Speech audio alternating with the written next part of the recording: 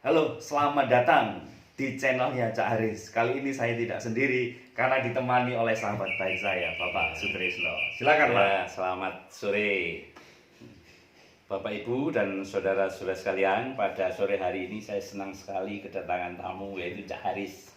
Cak Haris ini ingin mengetahui bagaimana sih sebenarnya saya ini dulu seorang muslim ya.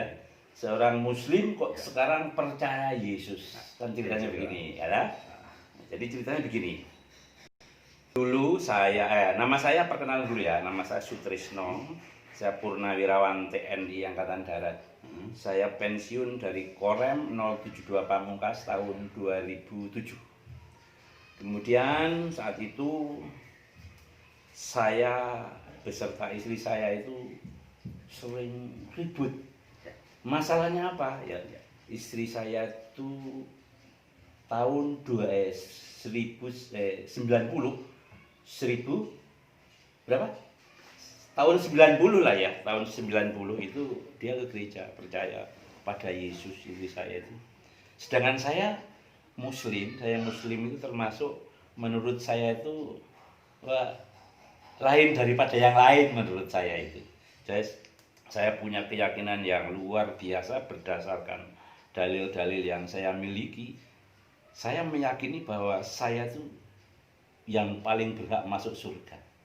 Sedangkan istri saya yang berkali-kali ke gereja menurut saya tidak ada apa-apanya. Makanya saya beserta istri saya itu ribut, sering berantem. Kemudian pada suatu saat istri saya itu saya pukulin. Masalahnya dia kok sering banget berantem masalah agama. Sehingga pada saat saya pukulin istri saya itu sampai biru matanya, dia sujud, dia panggil Yesus. Tolong Yesus, dan lain sebagainya. Tapi setelah itu ya namanya suami istri berantem hanya sehari dua hari. Kemudian kita bersepakat beserta istri itu. Saya punya maksud supaya istri saya itu ikut saya ngaji. Dan istri saya memaksakan saya juga supaya ikut gereja. Kemudian terjadi kesepakatan, mari kita berdoa. Nanti doa siapa yang didengar oleh Tuhan. Sehingga menurut keyakinan saya kalau berdoa itu 2/3 malam. Yang saya yakini 2/3 malam itu adalah mandine wong dedung. Manjur. Ngancur.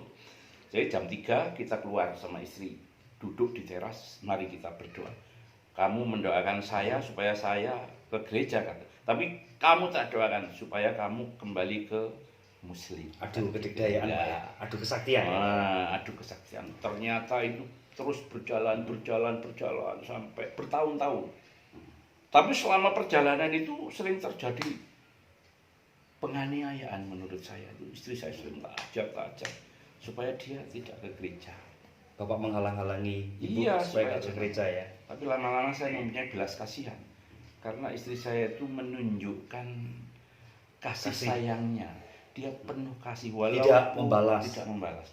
Walaupun saya pukul begini, saya ajar begini, dia selalu istilahnya tidak pernah melawan.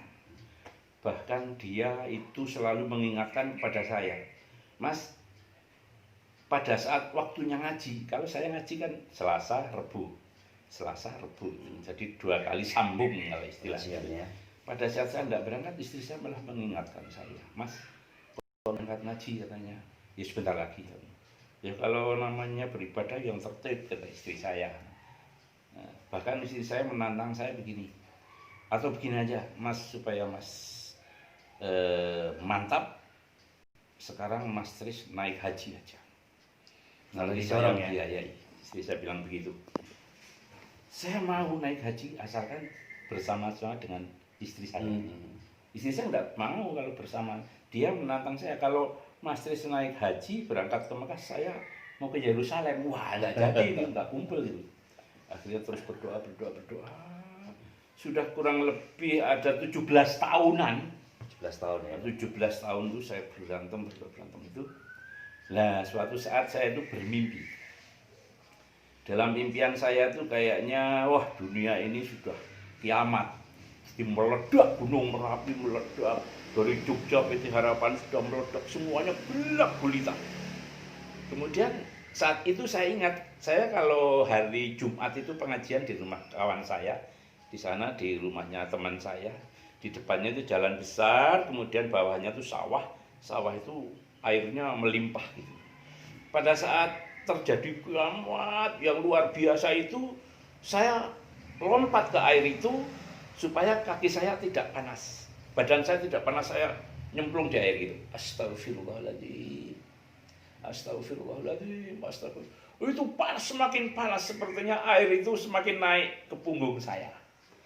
Setelah itu saya ingat istri saya suka ke gereja, suka panggil nama Yesus. Kemudian sudah sampai di tengah-tengah sini, dalam nama Yesus saya mohon pertolongan, dalam nama Yesus, dalam nama Yesus. Sudah. Kok saat itu sepertinya saya dilompati oleh orang yang tinggi besar, yang saat itu saya belum mengenal Yesus. Orang itu berdirilah, ikut aku, ikut aku. Saya berdiri. Setelah saya berdiri, orang-orang masih berantakan lari ke sana kemari, naik bis, naik truk penuh. No, saya ketinggalan. Setelah ketinggalan, saya bangun dari tidur saya.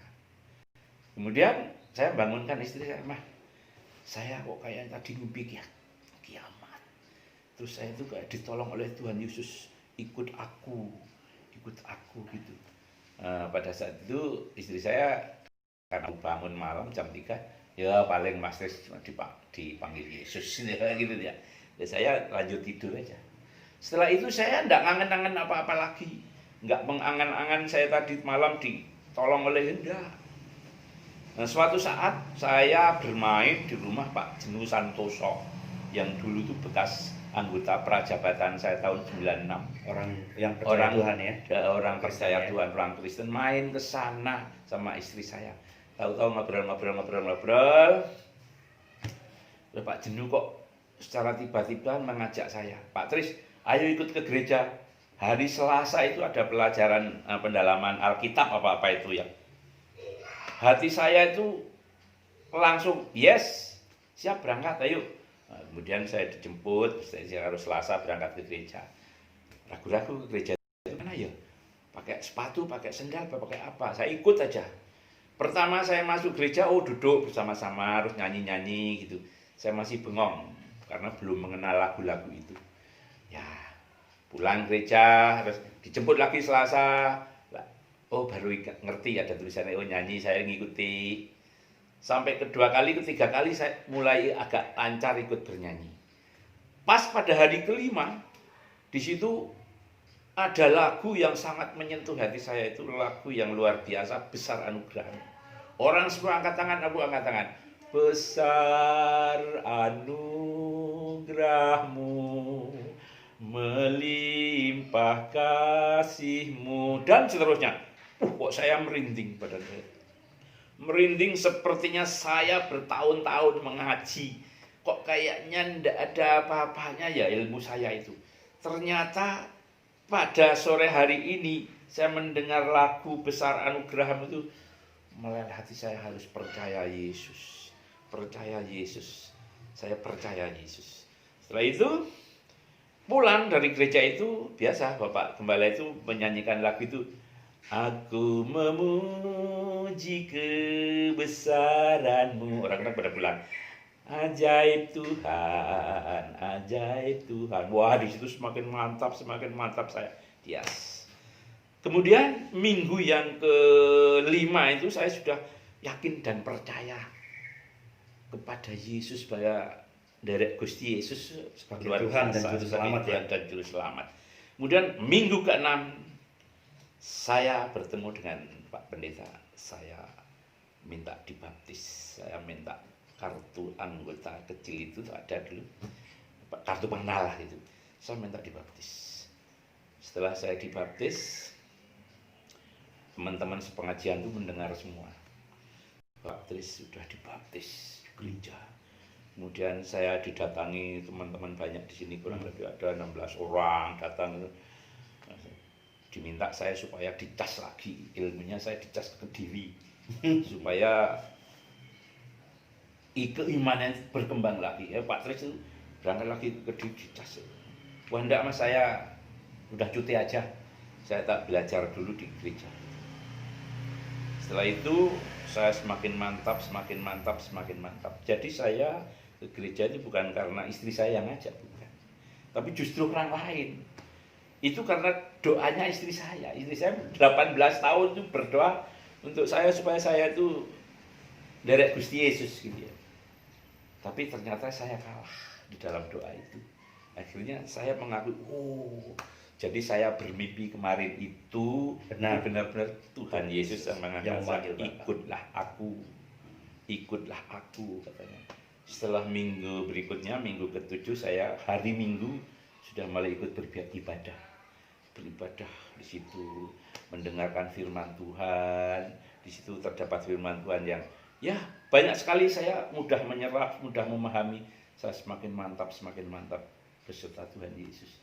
Padahal dulu sebelum saya ke gereja itu, orang-orang yang bakal masuk surga itu kayaknya orang-orang golongan saya. Karena menurut dalil-dalilnya itu sudah mantap semua. Misalnya contoh di dalam saya pegang itu, tilka jannatu uristumuha bima kuntum ta'malun. Tengah-tengah surga itu bakal diwarisake marang wong kang padha lakoni. Ada lagi firman Tuhan di dalam surat An-Nisa 13:14 itu. Wa may yuti'illah wa rasulahu yudkhilhu jannatin. Wa man sapane wong yuti'illah kang manut maring Gusti Allah wa rasulahu bakal den lebake swarga.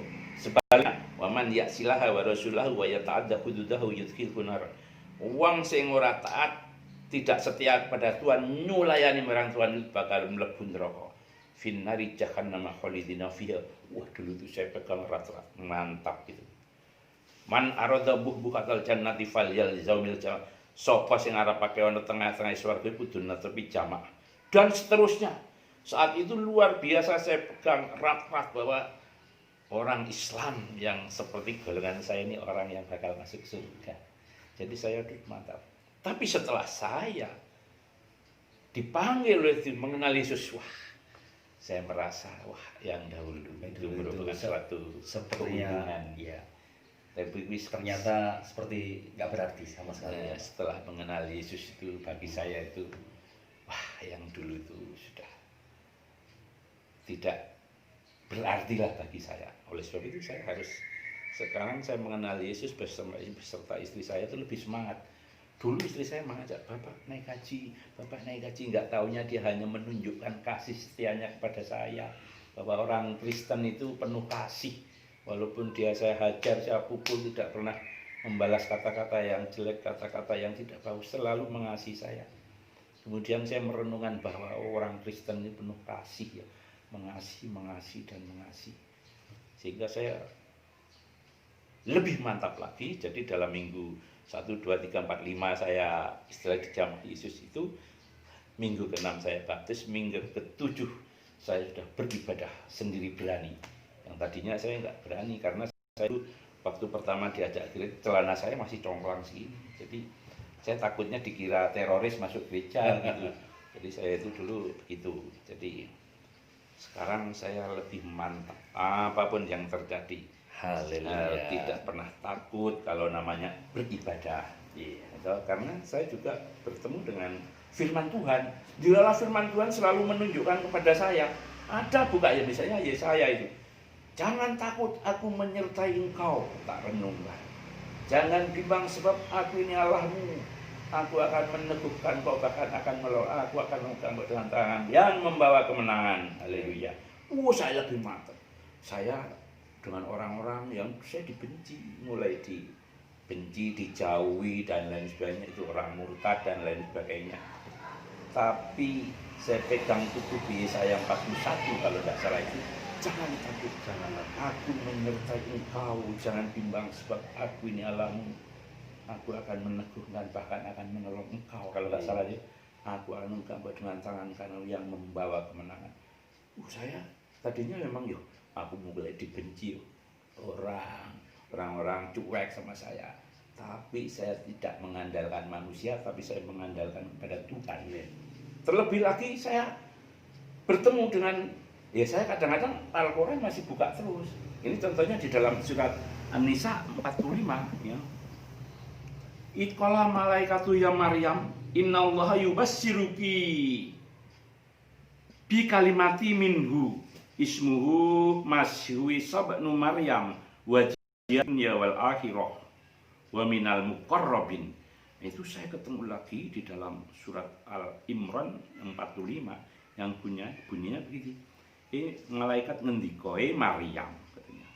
Innallaha sa'atune Gusti Allah yubassiruki menehi bebungah bi kalimati minhu dengan kalimatnya Allah itu. Ismuhu Masihu jenenge Masihu Isa bin Maryam. Masihu Isa bin Maryam. Wajihan fid dunya wal akhirah. Dia orang terkemuka di dunia dan di akhirat. Wa minal muqarrabin dan termasuk golongane wong kang soleh. Wah, kalau gitu di dalam Al-Qur'an ketemu begitu saya lebih mantap juga. Ini Al-Qur'an mengajarin saya juga bahwa Isa bin Maryam itu, Isa itu anak lanangnya Maryam. Dia orang yang terkemuka di dunia dan di akhirat dan termasuk golongannya orang-orang yang soleh. Nah, setelah itu saya semakin mantap lagi, semangat lagi. Jadi saya juga belajar di dalam Alkitab, Al-Qur'an yang masih belajar. Terus saya ketemu lagi di dalam Al-Qur'an Az-Zukhruf. Kalau nggak salah 61 itu bunyinya begini. Innahu la ilmun lis-saati fala tamtaruna bima fattabi'uni hadza siratal mustaqim. Innahu sesungguhnya innahu la ilmun. Isa itu membawa pengetahuan tentang hari kiamat. Lis-saati fala tamtaruna bima fattabi'uni. Janganlah ragu-ragu, ikutlah aku. Hadza siratal mustaqim, akulah jalan yang lurus. Kok saya semakin mantap. Semakin mantap. Wah, saya sudahlah. Apapun yang kami hadapi, orang tidak menganggap saya dibenci karena saya melekat. Saya tidak mengandalkan manusia. Hidup ini saya mengandalkan kepada Tuhan. Karena yaitu keyakinan saya satu-satunya sekarang ini adalah Tuhan Yesus adalah juru selamat. Amin. Karena di situ ada firman Tuhan yang berbunyi, akulah jalan kebenaran dan hidup. Tidak ada seorang pun yang datang kepada Bapa kalau tidak melalui aku. Jadi saya lebih mantap. Saat ini saya ya menjadi orang Kristen yang harus berkualitas. Jangan sampai hanya Kristen-Kristenan. Wong kemarin saya aja ngaji ya sudah lumayan lah gitu. Kok sekarang saya pindah dikatakan murtad, justru malah saya menurun. Saya lebih meningkat, harus belajar setiap saat belajar sehingga untuk memantapkan diri saya. Ya puji Tuhan sampai saat ini luar biasa. Yesus adalah satu-satunya juru selamat bagi saya. Amin. Teman-teman, kita sudah dengar sendiri bagaimana Pak Tris itu. Kita anak-anak muda sepertinya malah kalah semangatnya. Ketika orang dipanggil oleh Tuhan, dijamah oleh Tuhan, tidak ada satu kekuatan pun yang bisa mengalahkannya. Terbukti sekarang Pak Tris ini hari-harinya diisi dengan belajar firman Tuhan. Bahkan menyampaikan firman Tuhan dari persekutuan ke persekutuan, di tempat-tempat konsel di gereja menjadi berkat bagi banyak orang. Usia 58 tahun dipanggil oleh Tuhan. Bukanlah halangan bagi orang untuk memberikan seluruh hidupnya bagi Tuhan. Jadi melayani Tuhan bukan persoalan berapa lama kita melayani Tuhan, berapa banyak waktu yang kita beri atau harta yang kita berikan kepada Tuhan, tetapi seberapa efektif hidup kita berikan bagi Tuhan. Kita semua belajar dari kehidupan Pak Tris. Sekarang seluruh hidupnya adalah hidup untuk memberitakan Yesus. Bahwa Yesus sudah mati bagi kita, Yesus sudah bangkit bagi kita, dan Dia naik ke surga untuk menyediakan tempat bagi kita, semua orang yang percaya kepada Dia. Terima kasih teman-teman semua. Dukung pelayanan kami dengan memberikan like, subscribe, dan bagikan video ini menjadi berkat bagi banyak orang. Tuhan memberkati. Tuhan Shalom. memberkati. Shalom.